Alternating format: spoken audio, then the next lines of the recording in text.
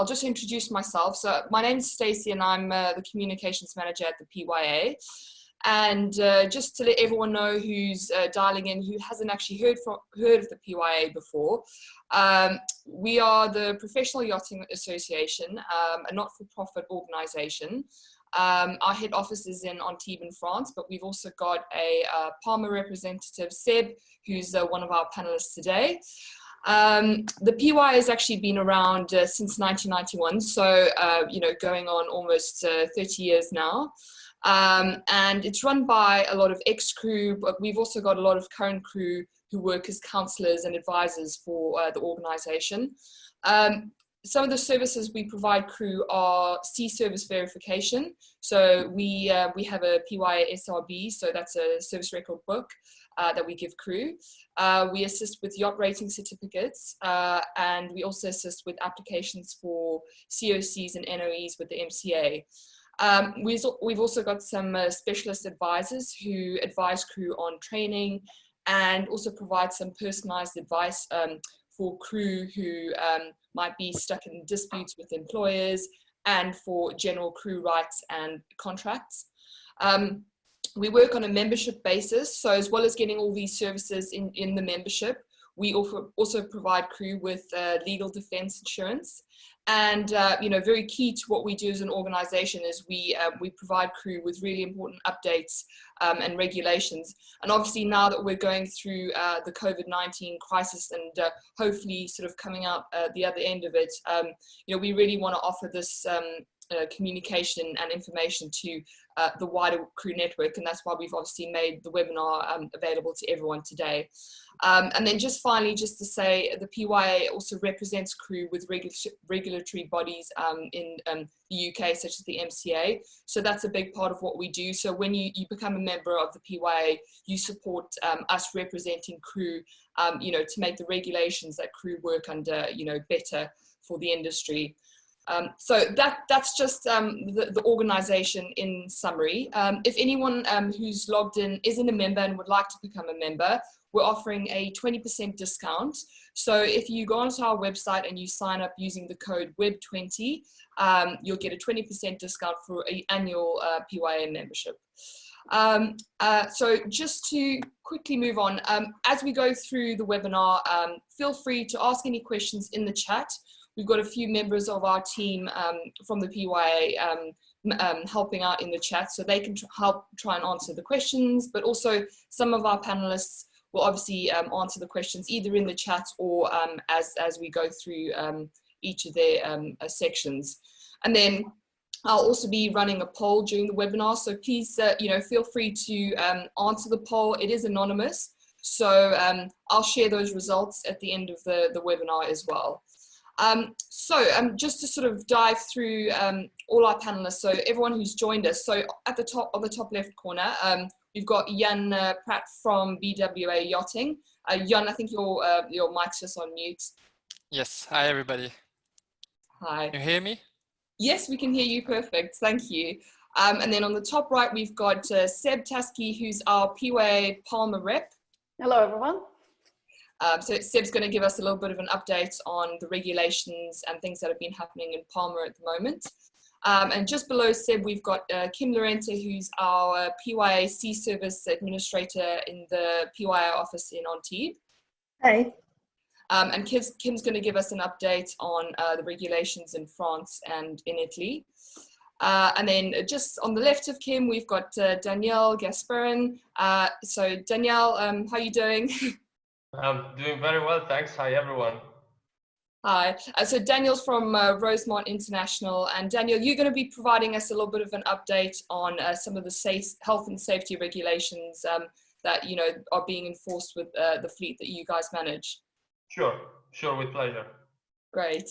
And then, just to the left of Danielle, we've got Campbell Cormac. So Campbell's from Riviera Yacht Support, and Campbell's going to give us an update on the COVID-19 test kits that they're selling to the industry and the testing service that they're providing on board. So we'll go through that in a second. And then just at the bottom, we've got Mathieu Henry from WYCC Insurance. So Matthew's just going to tell us a little bit about some of the insurance I would say, issues or things to look out for, you know, both from a crew side and obviously if you're working and you're managing a boat, the things you need to consider during a crisis like COVID-19 when it comes to your insurance. Yeah, thank you. Hello, everyone. Hi. Okay, so what I'll just do quickly is I'm going to share my screen, so hopefully everyone will be able to share, see my screen. Can everyone see that? Yeah. Yep. Okay. So I've just popped the schedule on there, so everyone can see the time. So after my introduction now, we're going to go straight into the update on the regulations in France and Italy with Kim. And then Seb is going to follow that with the regulations in Spain and the Balearics specifically. After Seb, we're going to have another update from Kim, who's going to give us the latest updates on certification and exams from the MCA and any other regulations in general that the MCA have given out during the crisis. And then we'll go on to Campbell from Riviera Yacht Support, who's going to give us the update on the testing for vessels. And then we'll move on to Daniele from Rosemont International, who will give us an update on flag administration, health and safety, and the classification society audits. We'll then move on to Mathieu, who will give us an overview of yacht insurance so he's from WYCC Insurance. And then onto Yann, who will give us all the regulations regarding moving in and out of ports and crew travel and the sort of wider travel and movement regulations at the moment. And then lastly, I'll provide an update which has been given to us by Louise from the Crew Network, which is a recruitment agency, and she's just provided a general overview to crew on the recruitment situation at the moment. So that's our schedule. What I will do is we'll move on quickly to Kim because I can see it's 5:10, so we're moving on very quickly. So Kim, can you just give us a little bit of an update? I know you've been looking into the situation in France and Italy.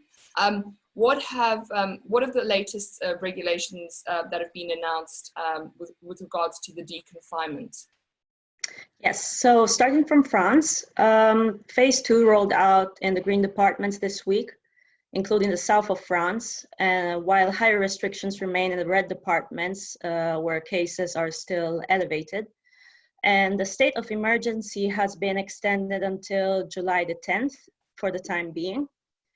And the government has continuously encouraged people to maintain social distance, use face masks, and continue working from home when possible.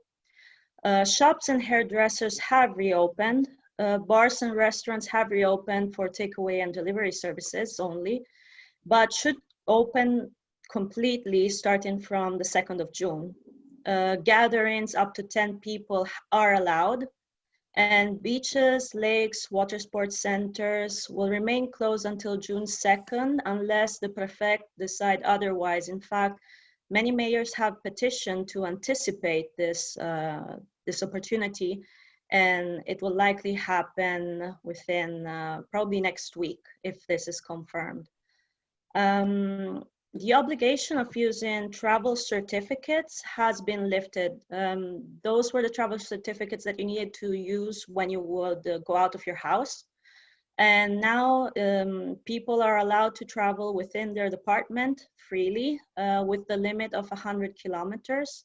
In that case, you will need again to use the new travel certificate, which you can find in the government website. And basically, to travel further than 100 kilometers, you need to have a special need, an urgency, like it used to be before the phase 2. And in general, travel restrictions have remained. When arriving to France, you always need to have the international travel certificate, which basically explains why you are traveling to the country. And this can also be downloaded on the government website. And traveling for crew has been possible and is still permitted if they are in possession of all the right documents.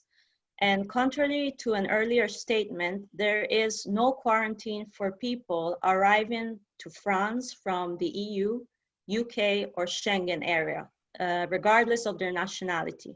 So only if you're coming from outside of the Schengen area, EU or the UK, then you have to face a quarantine period of 14 days.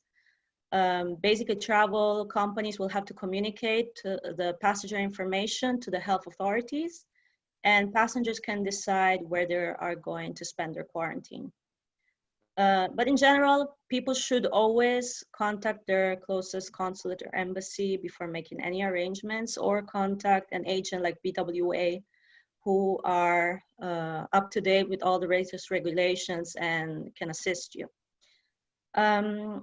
Last week, end of last week, the Préfecture de Maritime has signed a new decree that applies to the waters in the south of France. And basically it's applicable between the 11th of May until the 2nd of June. And it regards yachts as well, but BWA will discuss this more in detail later. And going to Italy instead, phase 2 has started about 10 days ago. And the state of emergency has yesterday been extended until the end of, well, it's extended until July 31st and could be extended until the beginning of next year. So we're talking about end of January 2021. A new decree was discussed yesterday, and it will be applicable starting from next week. And basically it has been confirmed that each region will regulate openings and movements within its territory, following the green light that will be assigned today to regions with positive monitoring results. But in general, even though each region will regulate probably slightly differently, there is a trend of wanting to reopen everything as much as possible starting from next week.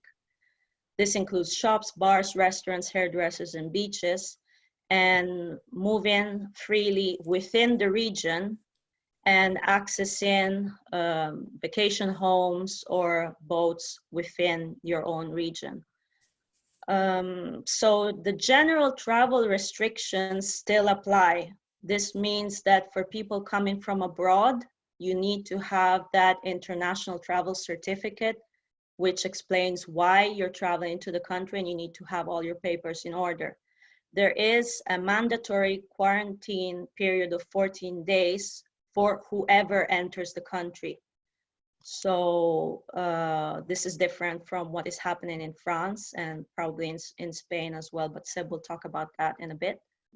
And again, for crew who have all supporting documents, it's still permitted to enter the country. But again, check with your closest consulate or embassy, or then again with an agent who can provide more details about this, because the regulations are changing very, very frequently. So you never know, basically.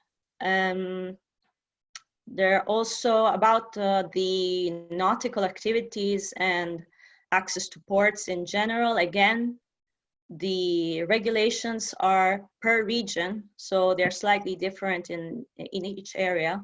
But then again, BWA will be talking about this more in detail later. So that's all for now for me. Great, thanks Kim for the overview. I think, and we'll, as we move on to Seb, I think Seb's going to provide, similar updates with regards to, I think, the two biggest sort of factors at the moment that are sort of stopping the industry from going into what we would call active yachting, I think, is these travel restrictions. So still not only crew moving from where they currently are to their place of work, but then also we need to think about obviously the guests and the yacht owners. So what are those travel restrictions, and how are they limiting guests from coming, from wherever they are staying abroad, either from outside the EU or within the EU, getting down to their vessels. And then obviously these quarantine periods, that is not only affecting crew who are joining vessels, but we need to think about guests as well. I mean, obviously, as we go from in the different phases of confinement, hopefully by the time we get to, June, July, some of the countries may not have these restrictions in place. But for now, it's interesting to note that. So, I'll just move on to Seb quickly. So can you just tell us a little bit about the updates on the de-confinement regulations in the Balearics at the moment? Sure. So there were 4 new infections in the last 24 hours in the Balearics, which is good.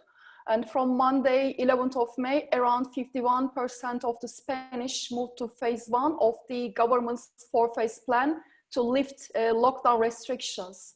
Phases 2 and 3 will then commence approximately at 2-week intervals thereafter, depending on the progress of each region. And the new normality is expected from 25th of June. The de-escalation for recreational navigation began for Spain's autonomous communities moving to phase 1, including the Balearic and Canary Islands. Great. I mean, that's great to see that, you know, they've already sort of set that date for the new normality to be the 25th of June. So I guess for now, that's you know, I think that's a positive sign and not too far away. Yeah. And just in terms of, you know, the maritime and yachting sector, what regulations have specifically been announced for that sector? With the new regulations of phase 1, which we are living currently, you can practice recreational navigation by people living in the same province, island, or autonomous city in which their boat is moored. Jet skis, pleasure boats, or vessels may not depart more than 12 nautical miles from the port or mooring facility at where the navigation began. Occupancy on board may not exceed 50% of the certified capacity of the boat unless all occupants reside at the same address, in which case 100% of the capacity may be used to a maximum of 10 persons. In the Balearic Islands, navigation by boats used for recreational or sports purposes by their owners or authorized persons are allowed, and permissions for owners or authorized individuals to visit boats for security and maintenance checks is extended to the entire province or island where the boat is moored. Jet ski and recreational boat rental is allowed, and the same occupancy limitations apply as those for private navigation. We are expecting on 25th of May, phase 2 to begin. And in phase 2, recreational cruising will be permitted for larger groups of people without having to live in the same municipality, but in the same province. Cruising will be restricted to the waters of province or island, and navigational training courses and related activities may be carried out. On 8th of June, the final phase, phase 3, will begin, and cruising and recreational activities, including charter, may resume without limitations other than those that generally apply, including geographical restrictions and enhanced sanitary measures. So these are the... Yeah, I mean, I think that's, you know, really, that's good to note that as those phases go down, obviously they've allowed not only private cruising, but also charters to resume. So that's great. And also with regards to training, I know a lot of the restrictions have affected training. So that's, you know, that's really important to note that navigational training courses can resume from the 25th of May. In terms of tourists coming to the island, what information has been released for tourist travel to the Balearics? Any travelers who will come to Spain from abroad will be quarantined for 14 days on arrival, according to the Ministry of Health. The quarantine requirements for travelers coming into Spain go into effect tomorrow, May 15th, and will remain in force throughout the duration of the state of alarm, which is due to end on May 24, but may be extended by the government. During the quarantine period, travelers who come to Spain will have to stay in their home or holiday accommodation and only can go out to buy food, pharmaceuticals, and basic necessities, or get assistance from health centers or hospitals, and they must wear a mask.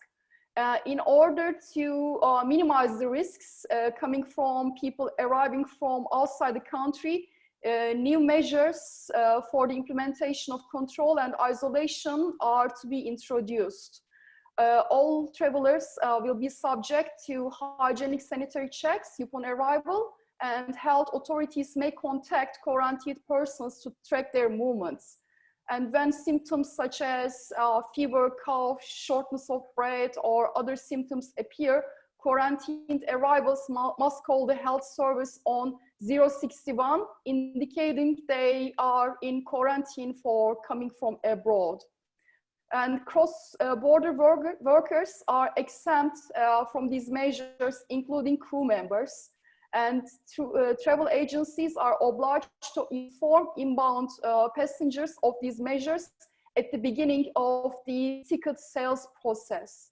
Airlines must supply passengers with a public health form stating your intended location during quarantine, which must be submitted upon arrival.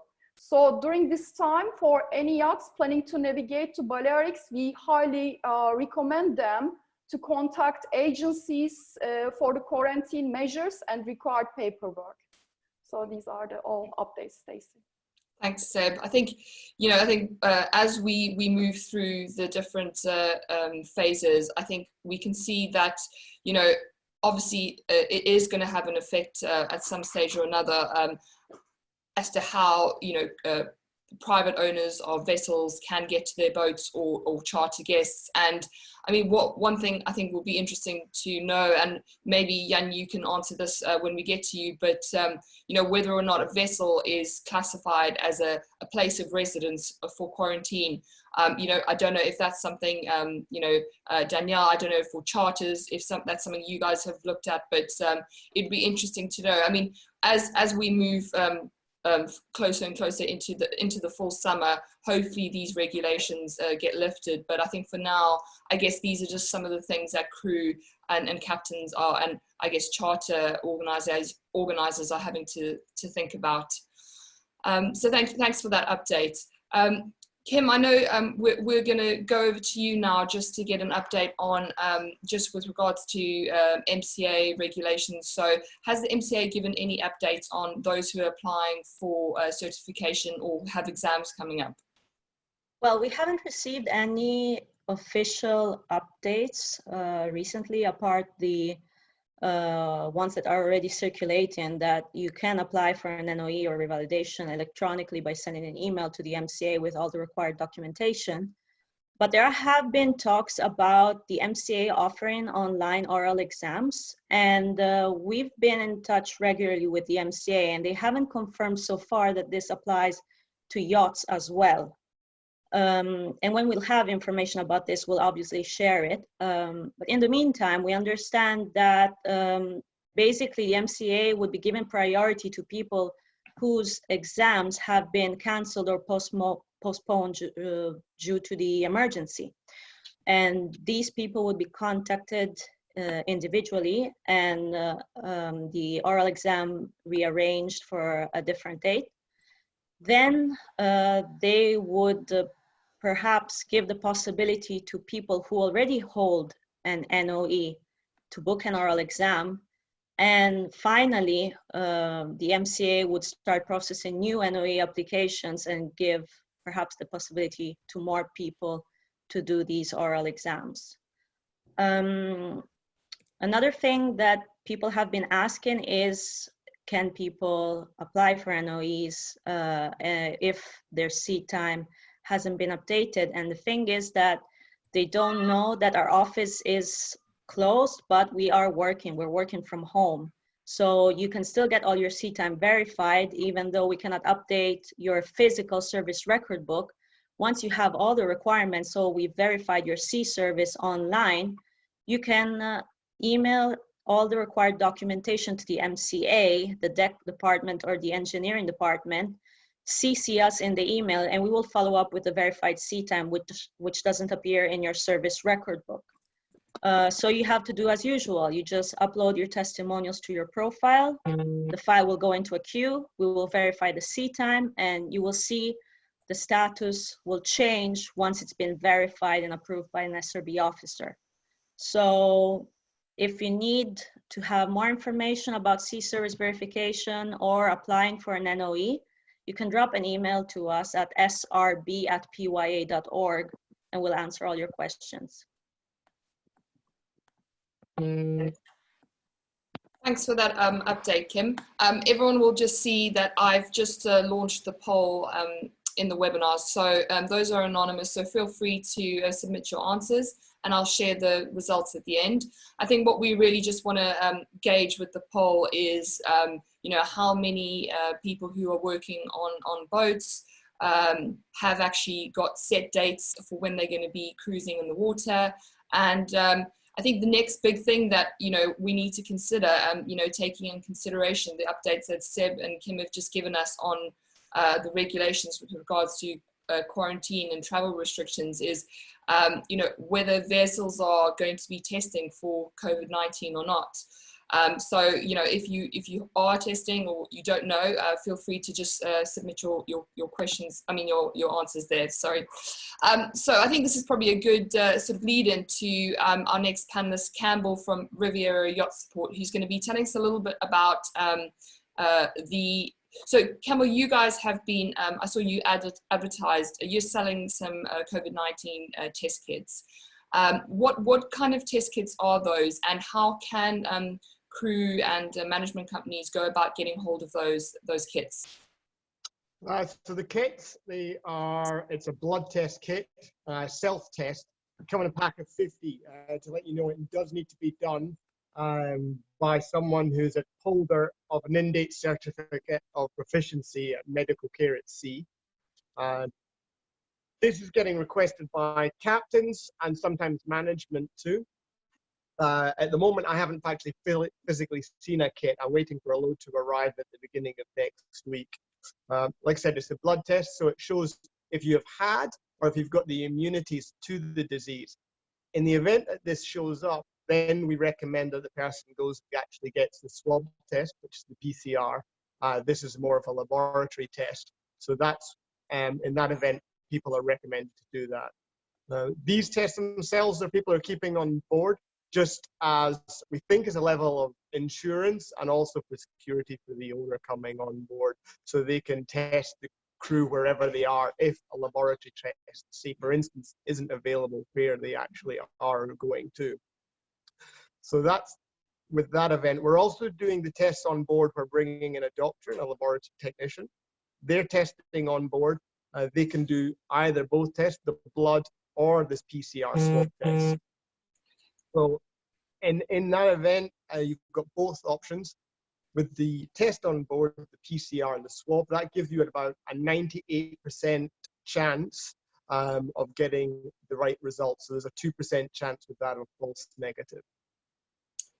Thanks. I mean, I think that's you know, really interesting information. And obviously, you guys are based in Antibes in France. So, what areas are you supplying not only the onboard testing to, but the testing kits? Are you able to ship those testing kits out to vessels, say, based in Palma, or what is your range? Yeah, I've got one vessel in Palma wanting a kit. I've got another one in Croatia and another one up in Holland who are also wanting a kit.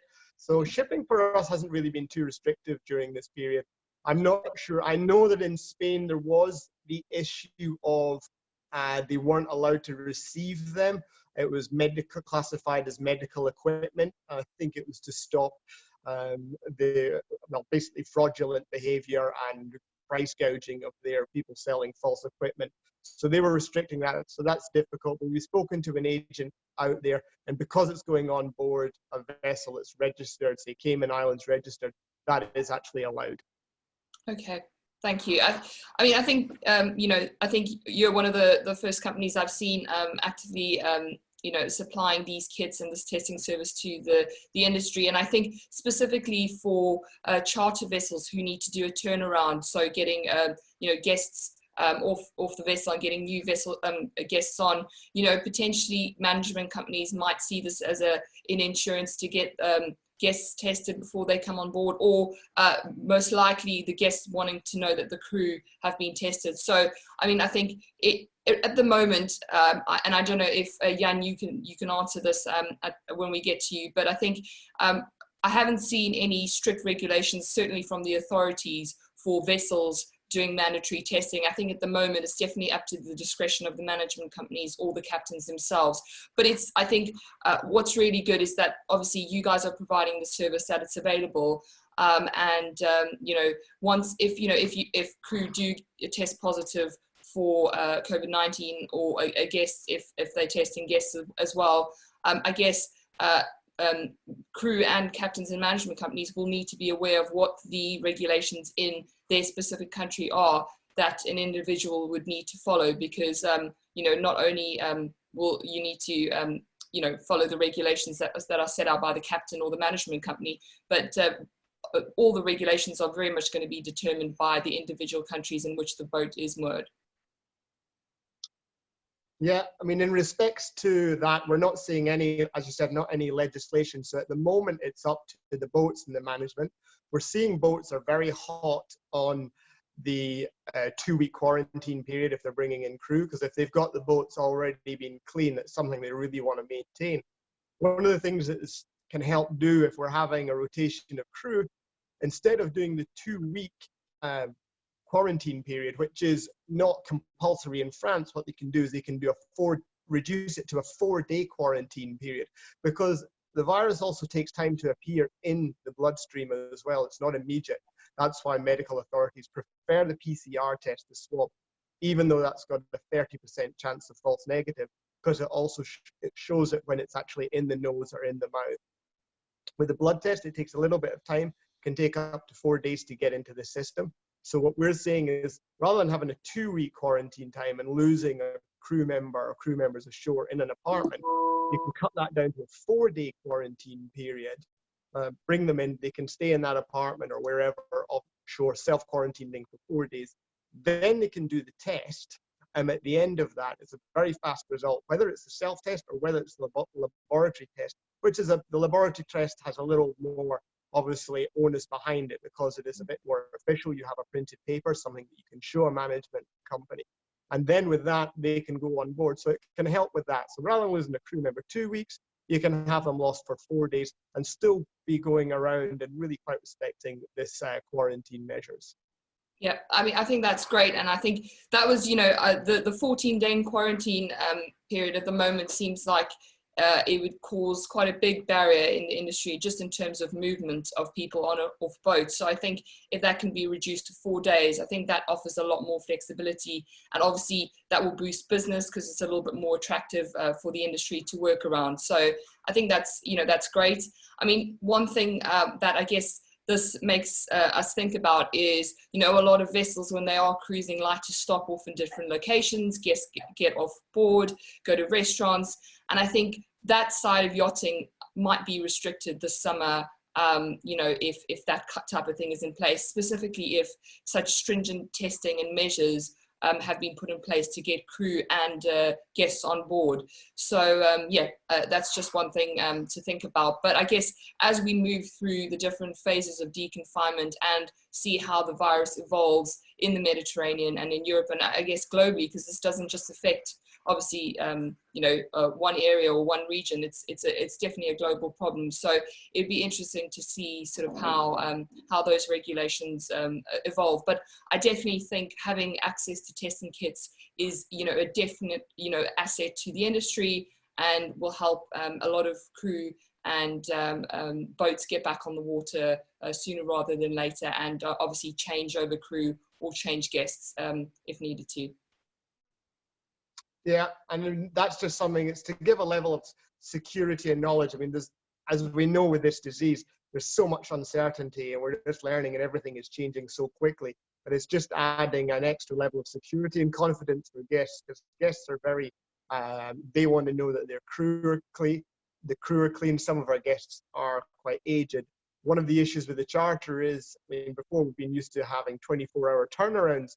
So now is it going to be more like a 4-day turnaround to see, let the virus appear? Because then you need to provide security, not from the charter guests who've just left, but the new arrival charter guests who are coming on board. So it's that level of security for them too, or whether it's the new set of guests arriving, whether charter or private.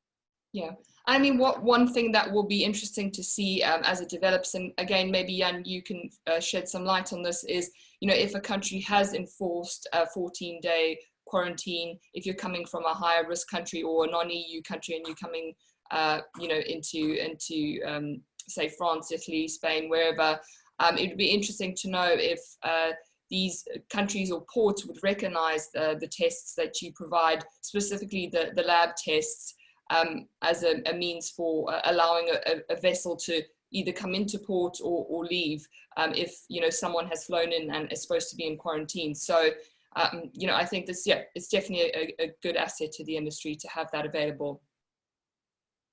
Yeah, and it's going to be hard to get all sort of local authorities to recognize the situation of what's valid and what's not with these tests, and then trying to get a whole crew laboratory tested. The problem is as soon as you do the date of a test, as soon as the test is done, the test is no longer valid because someone could have picked it up as well, of course. So there is that instance. I mean, what we're seeing is any vessels who are arriving, if they've had any symptoms or any signs of coronavirus, of course, they have to declare that before arrival and then take the necessary measures. So again, that would be an enforced 2-week quarantine. They don't have to do that here, as we know. Yeah, and I mean, I think at the moment, you know, obviously there's been a lot of debate about the different tests as well, which ones are more effective. I mean, I think at the end of the day, I think having testing available in the industry can only be an asset. I think at the end of the day, there's still going to be, you know, like you say, once you tested and, you know, you step off the boat and maybe you interact with the provisioner, you might have just picked up the virus and you've just had the test sort of the day before. So there's going to be risks, and I don't think there's no foolproof solution at the moment. But I think having that testing, especially if a vessel is leaving a dock and going out to sea, I think can be one step of you know, safeguarding in place. So you know, I can only see it as an asset, but I think at the same time we're still going to have to live in a world where there are going to be a lot of health and safety risks, and those will need to be managed carefully. Yeah, absolutely. So as we're seeing, there's no 100% certainties with anything. There's no guarantees. We're just trying to provide security and knowledge so guests can come on board. We can get our industry moving. We all want to see a season start. People can hopefully go on board a boat with more confidence. Maybe boats are going to charter and they'll have to sign as part of the contract. They step on board for the charter and they're not allowed to go to restaurants or mix and mingle. You could even see something like that. It's like step on board. They come in from the tender at Saint Laurent de Var from the airport straight away. And then they just do a 1-week charter where it's swimming off the back of the boat. Maybe we're going to see some kind of charter like that to avoid this, to minimize any exposure to the virus, to keep vessels and crew and guests as clean as possible. Whether that suits the guests or not, but it is something that we can foresee. Yeah, definitely. I think, you know, what you've just said is, you know, definitely a scenario that you could see playing out. But I think the one thing just to stress right now is, you know, I think no one's got the absolute answers. I think authorities are trying to understand how this can be managed. And I think, you know, it's you know, it's great that you've come on here and you've discussed the tests that you're providing, because I think right now, I think everyone is just thinking of ways that the situation can be managed, and obviously the industry can get back into activity, because that's what we all want is, you know, somewhat of a summer season for the yachting industry in the Mediterranean, and obviously beyond. As we move past the summer, I think we're still going to be in an area where it's going to have to be managed longer term. So yeah, these are all questions I think that you know, everyone is trying to answer and think about at the moment. But yeah, thanks very much, Campbell. Thank you. Just to move on to Daniele from Rosemont International. I think Daniele, I'll ask you the question first on the health and safety measures that you guys are implementing on board your managed fleet in order to, you know, in the face of COVID-19. What are, you know, obviously Campbell's spoken about testing, but what are the general health and safety measures that you guys have implemented in your fleet? I think this will just help give, you know, crew that are watching a little bit of insight into sort of what other management companies and what other boats are doing in terms of managing the virus. Sure. So what we've done on top of adhering to World Health Organization, IMO, and flag state recommendations is developing yacht-specific plans for avoiding spreading of the virus and for containing people on board, especially in the past few months, as much as possible. Of course, these, as I said, are yacht-specific measures on top of what is internationally recommended and has been drilled into our heads: the social distancing, the washing hands, no contact, so on and so forth. Another vital piece is information. We've tried to keep crew appraised and informed as much as possible about the situation, as we are doing now with this webinar, through fleet notices, and technology is definitely on our side these days: social media posts and simple being in touch with our crew and our captains. Now, what is probably changing for everybody is most shipyards, especially here in the Med, have reopened and have resumed their activities. So crews on board are likely to experience a much higher amount of visitors than they have during the past few months where everything was closed. So the use of PPE is definitely imperative. What do I mean by PPE? I mean face masks, I mean hydroalcoholic gel on board, soap, and social distancing. And please make sure that any people that are visiting your boat are made aware of these measures and are following them, because you might have some yacht-specific measures that an external visitor might not be aware of, and he definitely needs to be informed. We are, as some of the measures that we are implementing is sanification of a determined work area prior to commencement of the work and at the end of the day upon completion of the works. This is something that we have done.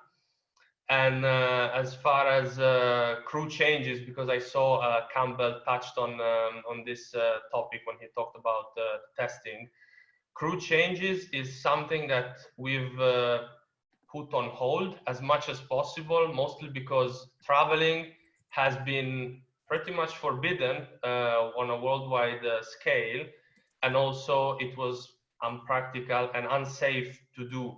Now, in some countries, the restrictions are, as we've discussed, being slowly lifted and eased. So it might be possible for some crew members to join vessels, but again, the self-quarantine is compulsory in most countries. But in the France scenario, we have personally done what Campbell was suggesting for one of our vessels, the self-isolation for 5 days and then testing prior to embarkation of the seafarer. This allowed to cut the waiting time considerably. It was definitely an advantage. So I definitely do see testing as a viable option where it's accepted and safe and smart to do so, because if a seafarer is tested in his home country, and I'm just hypothesizing right now, and then he's going to the airport, taking a flight and coming with the suitcase on board, the testing might not be valid anymore. So careful planning is definitely advised in this instance. Great. I mean, I think that's really good to know. And I mean, I think if anyone's got any specific questions about how they can go about, putting in place health and safety measures on their vessel, definitely get in touch with Daniel from Rosemont International, because Daniel, I know you guys can advise vessels on those health and safety measures. Is that right? Yes, sure. We'll be happy to give crew some assistance. We all need it in these times. Good, great. And then I know another sort of area that you guys look after is, so as everyone is looking towards the season in the Med, could you give us a bit of an update regarding the flag and class movements and availability for onboard attendance? Sure. Basically, there's a lot of uncertainty surrounding this Med summer season. And I'm not going to get into the details because things are changing on a daily basis. There's a lot of question marks, both on the legal side, on the operational side, on the safety side. What I can tell you with much more certainty is that a lot of owners do want their boats ready for the season. Doesn't matter what happens this summer. And so in this respect, now that the shipyards are open, another question is, of course, what about class attendance and flag attendance? Starting with class, class is working, is operative. Surveyors have been active pretty much even in the past months from all classification societies. So you can get in touch with your local survey station, and they will provide a surveyor that will be able to attend shipyard meetings. Maybe shipyard meetings will be done remotely. There's not really any difference. Or come on board and perform the surveys. The only downside to this might be that given the high volume of requests, there could be some delay, some delay time, but they are operative. And in terms of flag and commercial compliance, I have been in touch with representatives from the Cayman Islands, the Marshall Islands, and Transport Malta, so I'm able to give you a specific update on these three flag states. The Cayman Islands have surveyors, local surveyors in Greece, in Italy, in Spain, and in south of France. By the way, Spain, I mean mainland and also islands. So they are able to come to Palma and all the Balearics and everything. I've confirmed with them. So again, they are experiencing an unusually high volume of requests, but surveyors are working and efforts are being made to attend the vessels as much as possible from their side. Moving on to the Marshall Islands, they have put up a system where a case-by-case evaluation is done on the vessel, and should the certificate come to an expiry and the surveyor is not able to appoint, the technical team will make sure to do everything in their power to extend the certificate as long as the surveyor is able to finally come on board and complete the survey. So should you be on board a Marshall flagged vessel, I encourage you, and have such an issue, I encourage you to get in touch with the with the technical team from the Marshall Islands. And last but not least, Transport Malta have adopted a similar scheme. When they're not available to attend the vessel, they will perform remote surveys. I've personally been witness to a remote survey the other day from Malta. It's a very smooth process. And this will enable them to give a small extension to the commercial compliance certificate, just so the inspector can come on board and conclude the inspection. Now, I saw a question regarding crew certification, expiring crew certification in the chat before. I don't remember from who, I apologize. But this sort of ties into this discussion.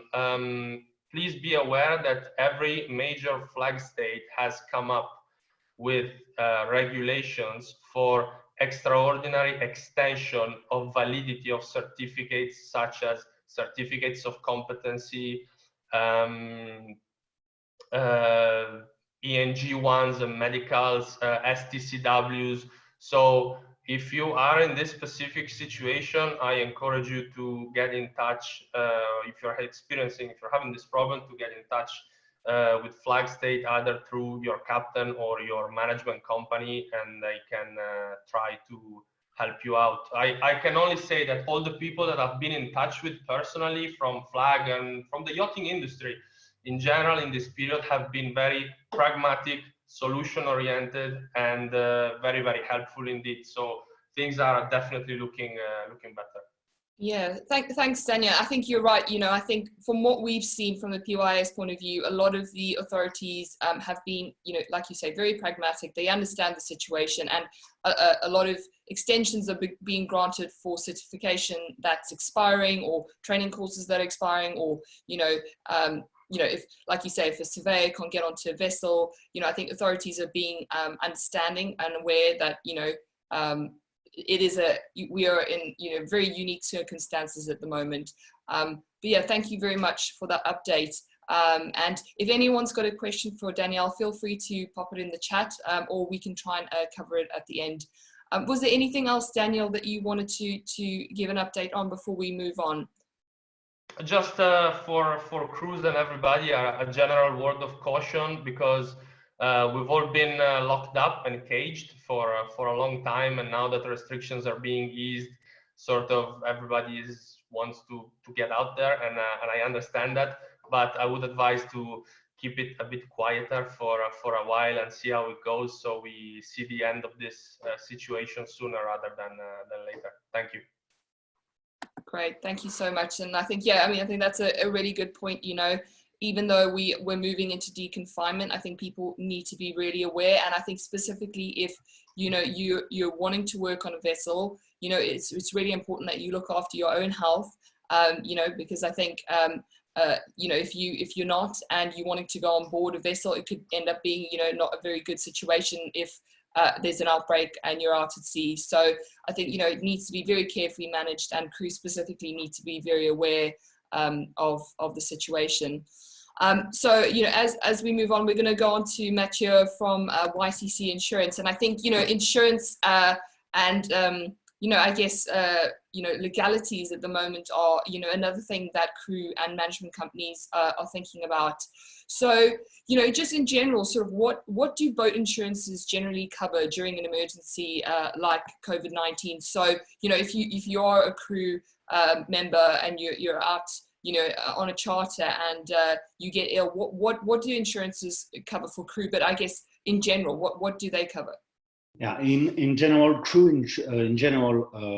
what kind of insurance you have for the crew member is first is that assistance and repatriation that will be covered if you are doing charter activity or not, doing if you are in your country or not, you will be repatriated. That's the first things that will be organized with an insurance.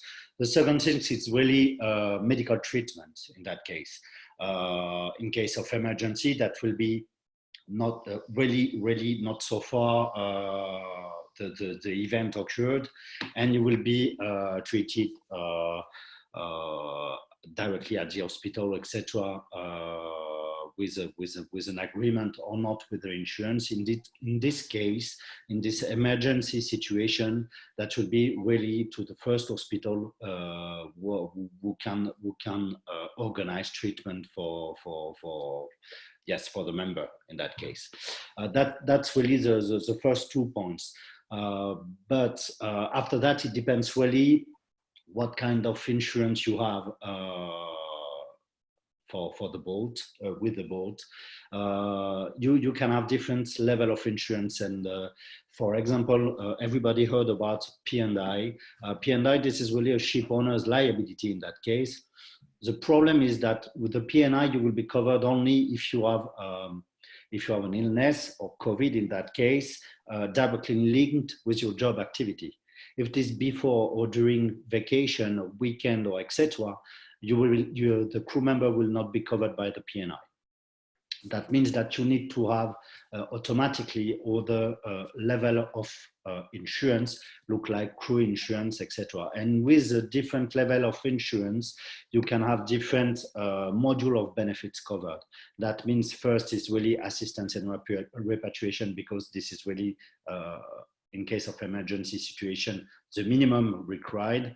You will have medical treatment, and after that, it depends if it is a charter yacht or private yacht, but you will have sickness benefits, temporary disability. You can have death benefits, etc.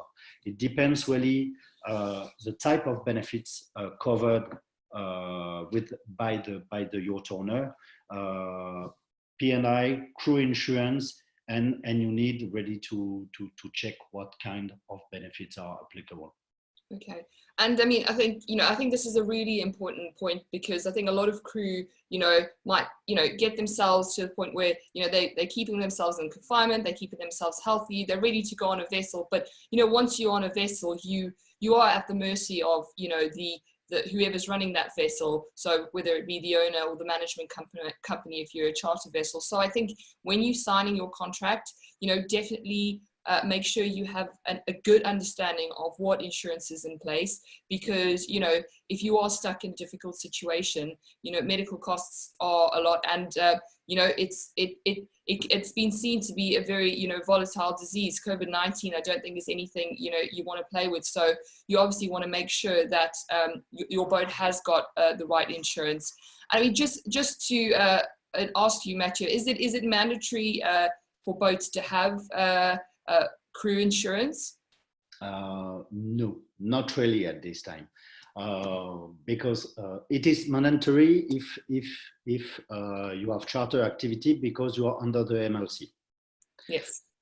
If you are under the MLC, you need to have a minimum level of benefits for crew member, and you need to provide under the ship owner's liability different level of benefits: repatriation, medical insurance, sickness benefits during 16 weeks, and death and disability. That's really under the MLC and ship owner's liability. After that, you have also local law that can be applicable, but it depends really where you are based. If you are based in France, probably many of crew members and managers heard about the French legislation who say that it is compulsory to be covered with a social security system, ENIM in France, or private scheme, or another social security system. In that case, this is also a branch of the MLC, but this is, for example, in France, applicable to private yachts, not only to charter yachts. That means that for yachts who are based in France at this time, they need, in order to be fully compliant with the French legislation, to have an access to this kind of product. But for the others, not. Yeah, I mean, that's, you know, really important point. And I think, you know, this is the type of questions, you know, the PYA we've received in the past. And, you know, for crew if you've already signed a contract, if it's not an MLC contract and you're not quite sure, you know, what your rights are, definitely get in touch with the PYA, because we can help advise you. Obviously, MLC contracts are quite comprehensive, and they have got a level of security to protect crew. But I think, you know, yeah, I mean, it's really interesting to hear that there are the different types and levels of insurance. And I think, you know, crew, particularly at this time, need to be aware, because, you know, you may think that you're fit and healthy, but we're all susceptible to this horrible virus. So I think it's definitely something to be aware of. And then just my sort of final question to you, Mathieu, is could you provide some recommendations or what crew should look for when they're signing up with their vessel in terms of the cover? I know you've mentioned the different types of insurance, but so is it just obviously the bare minimum is repatriation and hospitalization? That's, you know, what you want. Is there any other sort of basics that you think crew should really try and make sure that are included? And if it's not included, how can they get in touch with you? Are you able to sort of help you know, provide that extra level of insurance to vessels? Yeah, mainly you have this kind of additional level of benefits through a comprehensive plan through a crew insurance. I talked about assistance and repatriation and medical care, medical treatment. But you need also to be aware that, for example, sickness benefits needs to be covered. If you would like to be really full covered for this kind of situation with coronavirus, you need to have sickness benefits. That means temporary total disability, whatever the period, but you need to have something. 16 weeks, I don't know, 1 year, 2 years, whatever the period, you need to be covered and to check that you are covered with that, and not only linked to the job activity. Because if you catch the illness during your vacation or etc., or your time off, you need to be sure that you remain covered. And another point that not so many insurance companies provide at this time is really death after any causes, because lots of crew insurance, crew welfare, or etc., you have benefits just after an accident and not after illness. And in that case, that's really an illness. and you need to check, or you need to change or to amend the contract in order to provide this kind of benefits in order to be covered after an illness in case of this major event.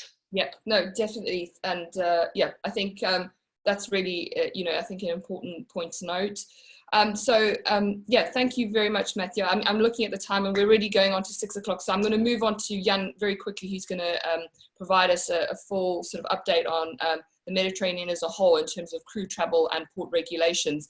If anyone wants to get in touch with Mathieu and ask him a specific question about their insurance, I'll drop, Mathieu, is it okay if I drop your details in the chat so people can get no problem. Great, thank you so much. So Yann, just moving on to you. Could you give us a bit of an update in general on sort of what overall, what the regulations are looking like in terms of crew coming in and out of the EU? I think that's a big question on everyone's mind. I think the other big question that's come up is how crew can travel, say, from onshore accommodation to a port. Obviously, that's going to depend on different country regulations. Yeah, I mean, possibly you could just give us a few of the highlights. I know you've prepared some information to share with us. Yes, indeed. I wanted also to add some updates on ports and the navigation. And as we talked about it a bit before, on the quarantine requirements and also on guest movements in the Mediterranean. I will also try to complete the presentation with some answer that you have asked, some answers to the question you asked during the webinar. So I just wanted to remind, first of all, that all the regulations change daily. So I know everybody has mentioned it, but it's important that you keep that in mind. And it's very important to always double check with your local contact before taking any decision. It's also very important to always double check the internal rules of the ports and the shipyard, because sometimes their rules are stricter than the recommendation of the country. Also regarding the crew and the guest, I mean, all of you, you're unique, you've got your own profile, your own request, so you always have, it's general ID I'm going to give you, and always all cases have to be treated case by case. So again, you have to check with your local contact to make sure that you fill the gaps. And also last thing, before I start regarding the crew movement, is that all the information are based on the local rules of the country where the boat is located, but it's important to always check the rules of the country, either of destination, of origin, to have a complete overview of all the restrictions. So for Spain, as we speak, all ports in the country are open to yachts such as shipyards. Yachts can be welcome only with confirmed bookings, either if you come from outside Spain or inside Spain. Once in Spain, there is no legal compulsory quarantine if you have no declared case of coronavirus on board. The pre-arrival protocol is stricter than before, and the authority requires additional documents, such as the Maritime Health Declaration and the Ship Sanitation Certificate if you are commercials. Crew member contractors can join and leave the yacht. Normally there is quarantine for people arriving in Spain, as Seb mentioned earlier during the webinar, but there is some potential exception for crew and contractors. However, as a preventive measure, it's common practice to always do this quarantine anyway in isolated accommodation. No problem to get transit visa, to be stamped in or to be stamped out, but additional administration has been put in place, so the operation is a bit more complicated than before. As we speak, there is no guest movement, but as also Seb mentioned, if everything goes well, the Balearic should enter in phase 3 around May-June, and at that time, charter, navigation, and guest movement should be allowed under certain conditions. Barcelona might enter in phase 3 shortly after. For France, so there is a decree that has been issued on the 8th of May by the maritime authorities regulating the navigation of ships and maritime activities. This new regulation was suggesting that only private vessels were allowed to navigate in a limit of 54 nautical miles from the berth or mooring buoy. However, this decree has been since revoked. Indeed, now yachts are considered as merchant vessel and not private vessel according to the law. So following this logic, these new restrictions from the COVID-19 regulation are not applicable anymore, and movement of these merchant vessels are authorized if the yacht is going into a shipyard, or if the yacht has a long-term berth in a port, like a summer contract, for instance. If the yacht is going to stay for a long time in a port, it's authorized then, but if it is possible to do short-term stops in each port. So I know it's a little bit confusing for France, and in fact, it was a bit complicated to have a clear idea of what are the rules. But to sum up and to give you an idea, a yacht can come to France, choose a base for a couple of months at least, and do day trips in a limit of 54 nautical miles from the port. But as the tourist activities are still forbidden, charter is not possible, neither guest movement. So we hope by the 2nd of June, there will be a new regulation and we'll have a clear idea, and hopefully it will be easier to interpret this time. Definitely. Regarding the crew movements, just completing Kim's presentation, so seafarer has a special status and they can travel to join the yacht in France, but they can also leave to get back to the hometown. There is no quarantine imposed to travelers coming from UK and EU. There are talks of imposing a quarantine for travelers coming from outside the EU, but nothing has been confirmed. It's common practice to isolate crew upon arrival, or as Campbell was mentioning also the test, it's also something that we're pushing because it's always a good safety. For Monaco, it's a little bit different. Ports are still officially closed. If you have a long-term berth contract, the port authorities could allow you to come upon authorization of sanitary authorities. Yacht can also depart upon authorization if is leaving for another destination. For navigation, it's still unclear also in Monaco, because on one side you've got the Monégasque maritime authorities that say that the borders are still closed, so navigation is allowed only in the Monégasque water. But on the French side, we are still waiting to receive the confirmation from the relevant authorities to know if yachts coming from Monaco are allowed to anchor in France. So still here, there is a little bit of uncertainty about the border, let's say, between Monaco and France. Crew movement are possible in Monaco. You must present a medical certificate mentioning the absence of any symptoms. The crew member will be placed in quarantine. At the end of the 14 days, there will be a new medical certificate will be necessary to be validated to lift the quarantine. The boat will be placed in strict quarantine for 14 days unless it can be proved that the crew in question is isolated from the rest of the team, or if not, what most of the boats do, they just organize external accommodation, so there is no quarantine to be put on the boat. A maritime declaration of health must be sent in the 48 hours after the crew member joined the vessel. If the crew member has a negative test upon arrival, so here again the test can be useful, there is no quarantine required for the crew. Regarding guest movements, despite the fact that the heliport is open for special requests, the tourism is still forbidden, so technically there is no guest movement allowed. Italy, again, it's region per region. There might be some different interpretation, but to give you a general idea about the country, yachts are allowed to come to Italy if they go to shipyard or have a long-term berth.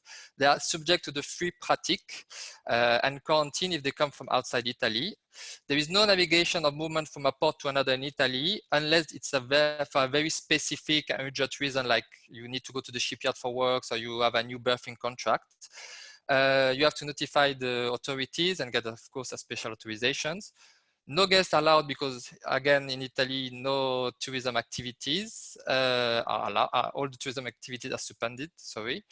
And we hope by the 18th of May to get a new update, so next week. For the crew, crew can join the yacht following the Health, Maritime and Immigration Department's procedure and open the authorizations. I know there was a question from someone that was asking the list of documents. So it's a long list of documents I'm happy to share with you. I'm not going to enter into details, especially because we're running a little bit late. But if you have any question, you can send me an email and I'll send you all the details. Also, as Kim suggests, rules changing region from regions. To give you an idea, in Tuscany, each individual arriving from outside the country is subject to quarantine prior to embark the boat. But in Liguria, when you embark, the crew is asked to send an update COVID blood test. If you don't have it, then after you must be put in quarantine for 14 days. Transit, it's important, transit visa operation for repatriation of crew are not suspended anymore. So you can do it again, but it's under certain conditions, sorry. So you have also to fill the gap to be able to go back home. For the other countries, I will be a little bit quicker. So Tunisia is closed, port is closed, and maybe there will be a touch and go movement allowed in the next couple of weeks. In Malta, also the port is closed, and no date is announced as we speak for reopening. However, last Monday, the port authorities informed that for some arrivals, there could be some authorization for valid reason, like if you come for the flag, for instance, for flag requirements. The thing is that in Malta, the airport at the moment is still closed until end of May, so there is no guest or crew movements possible. Turkey and Albania, there is no individual movements allowed in both countries. Yachts can only come for bunker and provisioning, and then after they leave immediately after. And in Turkey, it's only if it's emergency situation. For Greece, the borders are closed for commercial and private yachts until the 18th of May, with more likely an extension of this date. So we'll see next week if there will be an extension. Non-EU citizens cannot enter the country until the 15th of June. It's a new date that has been released recently. EU crew could come to the country, but they will have to make a test upon arrival. So again, the blood test could be very useful there. If the test is negative, they have to complete the quarantine, and after they can join the boat. If the test is positive, then they go to a designated hospital. Non-EU crew member could be repatriated if there is a dedicated flight to bring them back home. For Gibraltar, so Gibraltar was one of the only ports that remained open all this time. All yachts can come alongside for bunker and or crew change without any specific restriction as far as they feel no to the question of the coronavirus health local declaration. If they feel yes to any of these questions, then there are special conditions that will be enforced like just doing fuel and depart right after.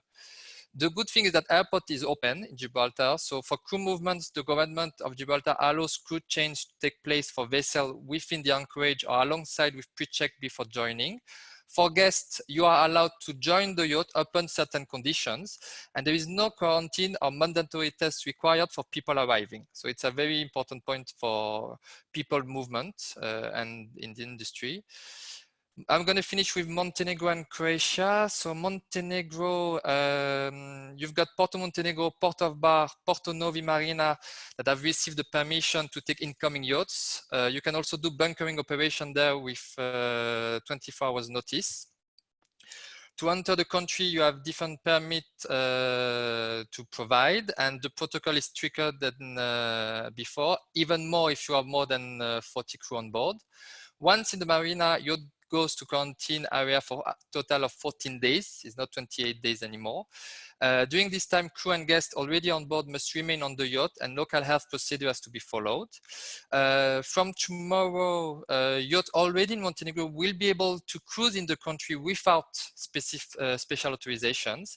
And I'm just going to complete also saying that beach, restaurants, bar, and international transport will be reopened, but airport is still closed until the 1st of June. So there is no tourism or guest movement allowed as we speak in Montenegro. For crew embarkation, it's possible, but it's complicated. Disembarkation, it's easier. So I'm not going to enter into details. If you have any question, you contact us and we'll make a tailor-made answer. And I'm going to finish with Croatia, which is the country that have been the most in advance in getting back to business. So as of the 5th of May, all yachts over 24 meters of length are allowed to enter Croatia and obtain berth in one of the Croatian port currently operating. Once in Croatia, cruising is allowed inside the country. As per the most recent decision, borders are open to both EU and some non-EU nationals people. So when you are not an EU national, you have to fill some condition, but potentially you could join Croatia. So in other words, crew movements are allowed upon certain condition, and foreign nationals who are owners of a property or a vessel located in Croatia are allowed to enter the country under certain instruction given by the Croatian Institute Public of Health. No quarantine will be required upon arrival, but during the stay in Croatia, the individual will need to act according to the instruction received by the police border. The border is closed for boats under 24 meter until the 18th of May. The clearance formalities can be done only in Dubrovnik, Split, Šibenik, Rijeka, and Pula. All the other borders for yachts are closed for the moment. And restaurant, bars, shopping malls, and all local international airports are operating from the 18th of May. So I think that's I more or less, I hope I'll start to answer to all your questions. If you have any other question, you let me know. We can help you with a lot of things. So don't hesitate to get in touch, and we'll do our best to assist you. Great, thank you so much, Yann. I think that was a really comprehensive overview of all the different regulations. And I think, as you know, you can see, obviously it's just, there's so many different regulations depending on where you are and what your circumstances are. So we've shared Yann's email address in the chat. So I've seen questions come through. So yeah, send Yann an email address if you've got a specific question, because he'll be able to answer that for you. I know we're over time, so I'm just going to give a quick update from recruitment and then move on. We've got 2 questions and then we'll finish off. So I was in touch with Louise from the Crew Network regarding recruitment, because obviously this is another key indicator on the return of the industry back to normality. And Louise has said that they've been really busy, so they feel like from a recruitment perspective, they are moving back into sort of where they should be in terms of how busy they are compared to last year. I mean, the one thing Louise did mention was that a lot of boats have decided to stay US or Caribbean side, so they've had a lot of recruitment there as well. Yeah, I think in general, recruitment seems to be good. I think one thing that you've said, Yann, which I think, it sort of gives us a little bit of an idea of how the industry is moving is, when we were in confinement, obviously no one could move and boats were sort of stationed in ports. I think crew movement is definitely, there's a lot of crew movement at the moment. So if you're trying to get to your vessel, I think for most countries, based on what Yann said, I think you're able to get to vessels, and a lot of ports are obviously opening up and allowing boats to move if it's within a distance of their bases. I think the last and final thing I think that we really do need to hear is, when will countries really open to tourism? So obviously in France at the moment, you can't get to another region if you can only move within 100 kilometers. So as a guest and as an owner of a boat, that's, I think, the final regulations that will really determine the return of the industry back to full activity. So just to finish off for everyone, because I know we're well over time, 2 questions that came through that I just wanted to shoot out was, one question is to Campbell. So Campbell, I don't know if, I'm sorry, it's been a while since we had you. Just when it comes to testing kits, there was a question that came through that said, I'm seeing several of these kits being available in the maritime industry. Are you providing Corona Safe or Martech Maritime Limited kits? What are the names of the kits that you provided? The kit is called Corona Safe. Corona Safe, okay. It's an EU certified kit, Corona Safe. Perfect. Okay, thanks, Campbell. And then one question, I think this might be able to be answered by Mathieu from WYCC. So in terms of legalities and liabilities, if do crew members have cover if they had to pass the virus onto a guest, and therefore it would basically, so if you're on day 2 of your charter and you've booked a 14-day charter and you're a crew member, I mean, obviously it's really difficult to tell who gave you coronavirus. I think that's probably the answer in that question. But I think what is their liability to, if you're on day 2 of a charter and the guests come down with coronavirus and the charter has to be stopped?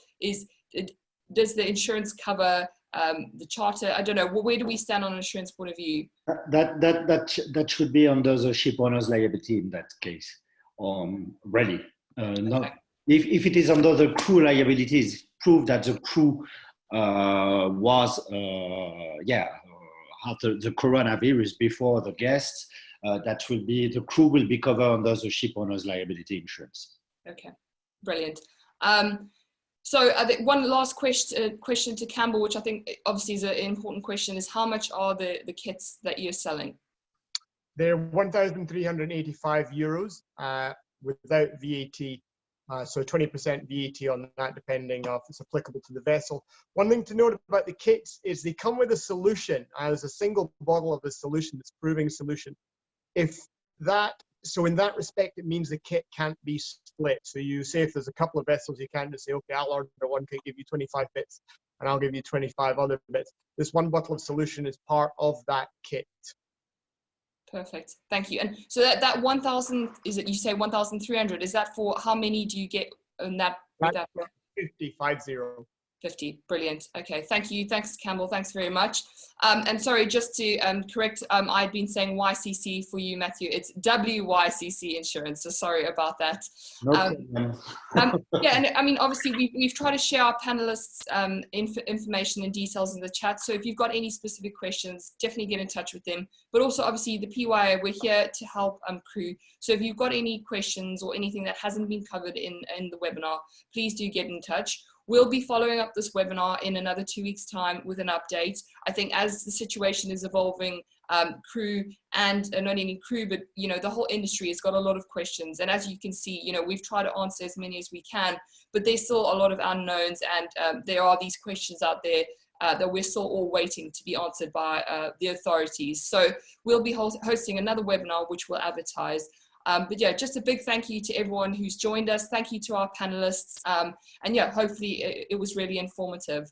And yeah, if anyone wants to become a member of the PYA, you can go on our website and put in the code WEB20, where you can get a 20% discount.